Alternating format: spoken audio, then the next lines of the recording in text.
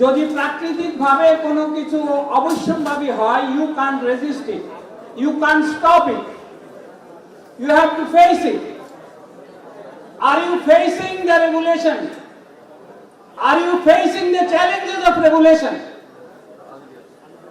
Are you in the possession of regulation? These are the few questions you need to answer. Otherwise, আমরা আবার হতাশ হব। Don't make us frustrated this time. কিন্তু আপনারা আমাদেরকে বিশ্বাসঘাতক বলতে পারেন। বিপ্লবের বিশ্বাসঘাতক আমরা বুদ্ধিজীবীরা।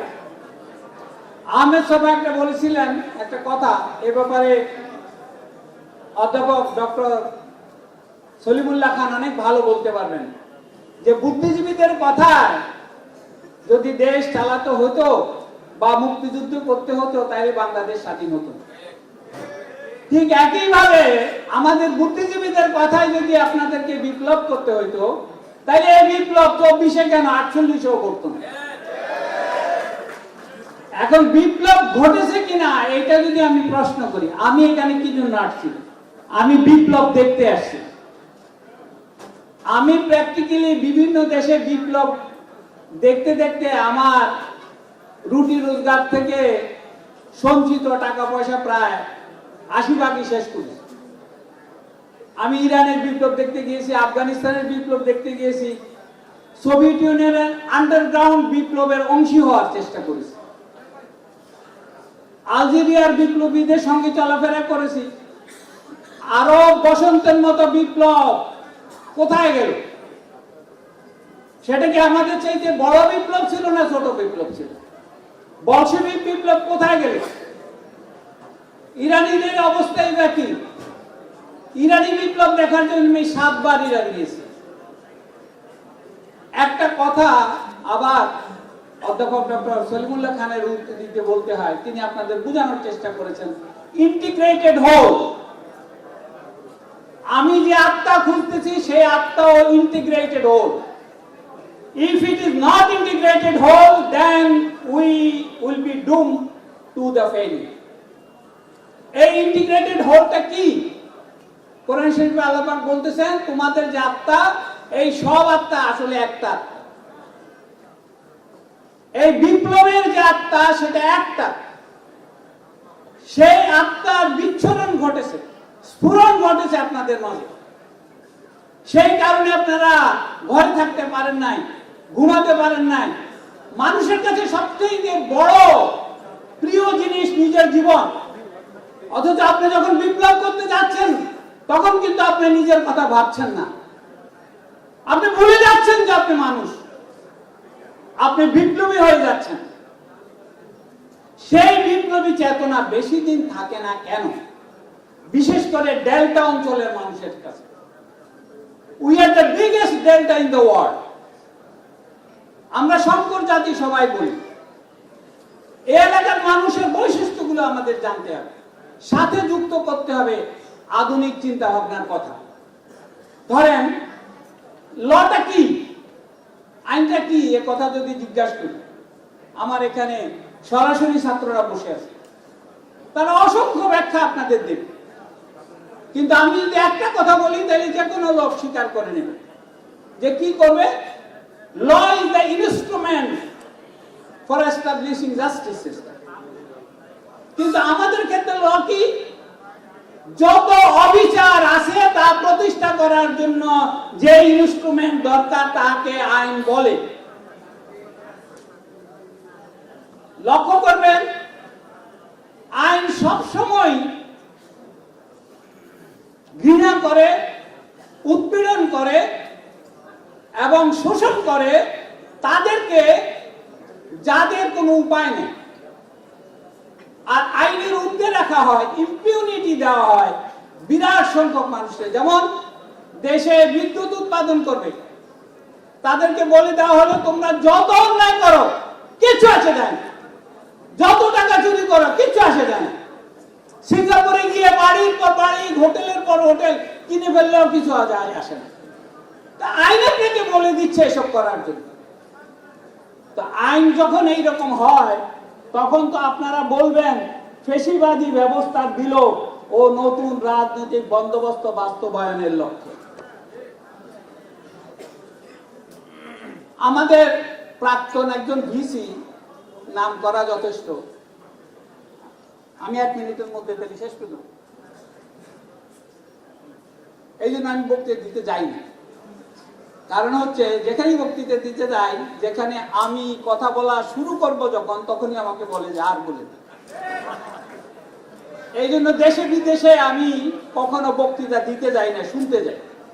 আমি যেমন অধ্যাপক ডক্টর সলিমুল্লাহর বক্তৃতা সব শুনি এবং এখানে এসেও উপকৃত হয়েছে। এবং আপনাদের ওই যে কিছুক্ষণ আগে গণপরিষদ এবং সংবিধান তৈরির প্রক্রিয়া সম্পর্কে বললেন, অনেক জটিল বিষয় মনে হচ্ছে।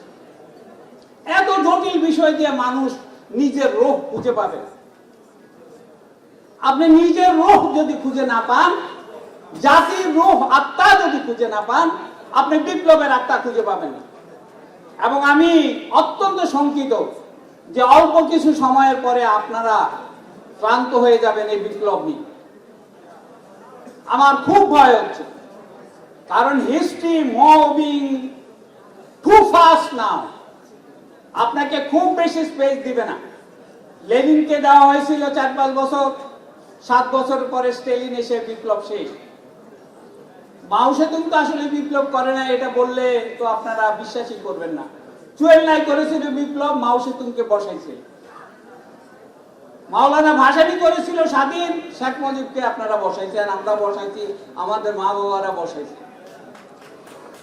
সুভাষ বসু করেছে ভারত স্বাধীন, গান্ধীকে করা হয়েছে ভারতের পিতা। শেরে বাংলা একই ফজলুল হক করলো, পাকিস্তান সৃষ্টির সকল আইডিয়া সবকিছু ওনার কাছ থেকে আসলো, জিন্না হয়ে গেল জাতির পিতা। তো ইতিহাস অধিকাংশ সময় মিথ্যা বলে, কারণ those who are in power they write the history। আপনারাই আমাদের শেষ ভরসা, যে আপনারা মিথ্যা লিখবেন না। আমি ইতিমধ্যে ফ্যাসিস্ট হাসিনার উপর বই লিখেছি। আজকে আমার সৌভাগ্য হয়েছে যে আমি সেটা আমাদের সকলের প্রিয়, উনি প্র্যাকটিক্যালি আমার সাথে কয়েক বছরের ছোট বয়সে, কিন্তু আমার সাথে অনেক গুণী জ্ঞানী এবং আমরা একই ডিপার্টমেন্টের ছাত্র, কিন্তু কখনো দেখা হয়নি। কারণ উনি একদিকে ঘুরে বেড়াইছেন দুনিয়াদারি, আমি অন্যদিকে ঘুরে বেড়াইছি। উনি জানি না, উনিও 20-22 বছর হয়তো বিদেশে ছিলেন, আমিও 20-22 বছর বিদেশে ছিলাম। কিন্তু প্রতিজ্ঞাবদ্ধ ছিলাম যে বিপ্লব ধরে ফেলবো, কিন্তু তাড়াতাড়ি চলে আসছি। বিপ্লব ধরার জন্য এসে পড়েছিলাম 2006-07 দিকে, কিন্তু বিপ্লব করতে যে এত দেরি হবে, আপনারা যে তখনও মোটামুটি দুধ না খাইলেও এই খেলাধুলা করতেছেন, এটা বুঝতে পারি না। বুঝতে পারছি তখন, এটা বলেই শেষ করতেছি, বুঝতে পারছি তখন যখন ছাত্ররা রাস্তায় নেমে মেজর জেনারেলদের বলতেছে, where is your driving licence. সেই দিন থেকে আমি ভাবলাম যে বিপ্লব তো আসন্ন, কিন্তু এদের তাড়াতাড়ি বড় করা যায় কিভাবে? এরা বড় হয়েই কিন্তু আপনারা টের পান না। আপনারা খাওয়া দাওয়া কি করেছেন জানি না, আপনাদের নিয়ে এত অপবাদ শুনতে হয়েছে যে এই প্রজন্ম কিছু করবে না, দেশপ্রেম নাই, কিছু নাই। এখন শেষ কথা বলে যাচ্ছি আমি সাবধানবাণী হিসাবে, কি বহুত্ববাদ নাকি ঢুকেছে এখন আবার। অর্থাৎ এই বহুত্ববাদের ভিতর দিয়ে কিন্তু আপনারা ফ্যাসিবাদ ব্যবস্থার বিলুপ্ত নয়, উত্থান ঘটাবেন যদি সাবধান না হন। আপনারা ছাত্রলীগকে যেভাবে নিষিদ্ধ করেছেন, আওয়ামী লীগের ব্যাপারে যদি সে ধরনের ব্যবস্থা নিতে ব্যর্থ হন, তাহলে ফ্যাসিবাদ এসে যাবে এবং তাদের সবগুলি বড় দল সহযোগিতা করে। তার প্রমাণ আমরা দিতে পারি। আমাদের অতীত 30 বছরের ইতিহাস, 40 বছরের ইতিহাস প্রমাণ করবে যে অন্য সব দল almost equally responsible for bringing fascism in the country.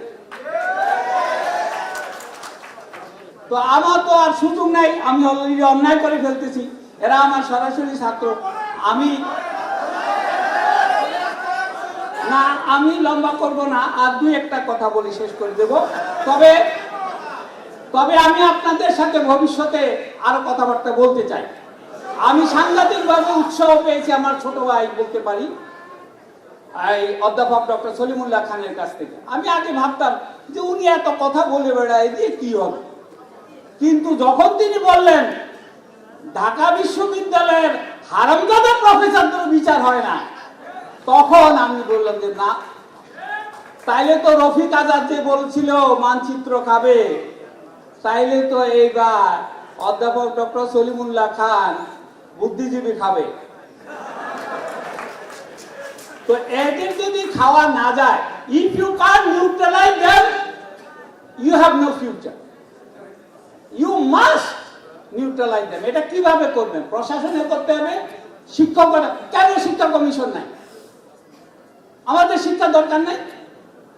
শিক্ষা ব্যবস্থাটাকে এরশাদ থেকে শুরু করে এই পর্যন্ত এমন ভাবে ধ্বংস করা হয়েছে যে ওই যে আবার সে আমার ছোট ভাই হোক আর বিখ্যাত অধ্যাপক হোক, উনি একটা কথা বলেছেন, এরা এক পৃষ্ঠা বাংলা বা ইংরেজি লিখতে পারে না, প্রফেসরে বসে থাকে।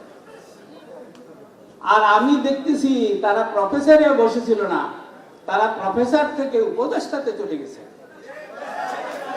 তা আপনারা যদি বলতেছেন নির্বাচিত সরকারকে নামাবেন, তো এই সরকারের ম্যান্ডেট তো সাংঘাতিক রকম ম্যান্ডেট, বিপ্লবের ম্যান্ডেট। চুপ্পুকেও নামাতে পারেন নাই, সংবিধানকেও দূরে সরাতে পারেন নাই। অনুপ্রবেশকারী বিএনপির ভিতরে আওয়ামী লীগ যেভাবে ঢুকতেছে,